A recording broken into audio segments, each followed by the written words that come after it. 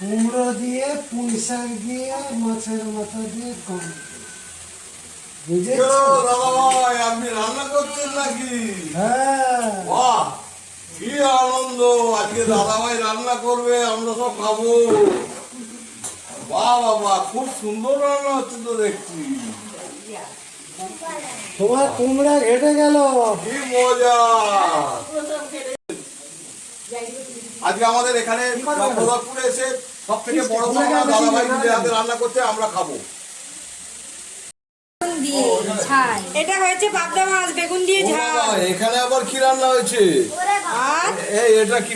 পাবদা মাছ পাবদা মাছ বেগুন দিয়ে ঝাল। বাহ, ডাল ডাল, কি সুন্দর ডাল। আর সারে আমাদের ভুড়ি ভোজ দারুণ হবে। এটা ঘন্ট ঘন্টর সব ব্যবস্থা করা রয়েছে।